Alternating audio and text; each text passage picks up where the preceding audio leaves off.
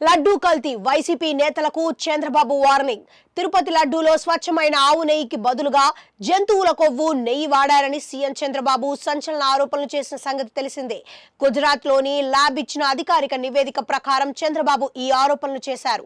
గతంలో కూడా కొందరు భక్తులు లడ్డూ నాణ్యతపై, శుభ్రతపై ఫిర్యాదు చేయడంతో ల్యాబ్ కు పంపించి లడ్డూ నాణ్యతను పరీక్షించడంతో ఈ విషయం బట్టబయలైంది. అయితే తిరుపతి లడ్డూపై చంద్రబాబు చేస్తున్నది దుష్ప్రచారమని, తిరుమల వెంకన్నను అడ్డు పెట్టుకుని ఆయన రాజకీయాలు చేస్తున్నారని మాజీ సీఎం జగన్ తో పాటు వైసీపీ నేతలు ప్రత్యారోపణలకు దిగారు.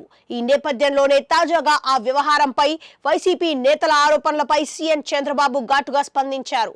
ఎంతో పవిత్రమైన, విశిష్టత కలిగిన తిరుపతి లడ్డూను కల్తీ చేయడమే కాకుండా ఆ కల్తీని ప్రశ్నించిన తమపై జగన్, వైసీపీ నేతలు ఎదురుదాడి చేస్తారా అని ఆయన ఫైర్ అయ్యారు.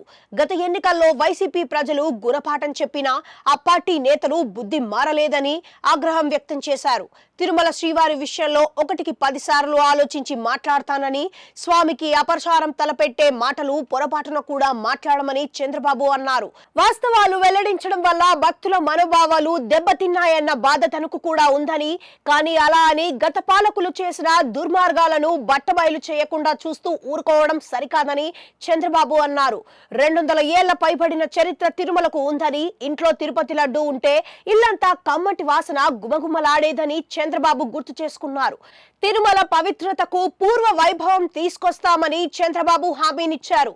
తిరుపతి లడ్డూ విషయంలో అక్కడి ఆహార పదార్థాల శుభ్రత, నాణ్యత విషయంలో రాజీ పడబోమని అన్నారు. గతంలో వాటి విషయంలో తప్పు చేసిన ఏ ఒక్కరిని వదిలిపెట్టబోమని చంద్రబాబు వార్నింగ్ ఇచ్చారు.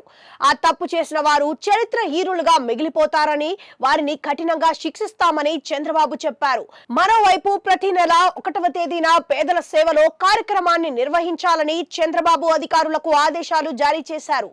ఎమ్మెల్యేలు, కలెక్టర్లు, అధికారులు పేదల ఇళ్లకు వెళ్లి వారి కష్టాలు తెలుసుకొని సాయం అందించాలని సూచించారు.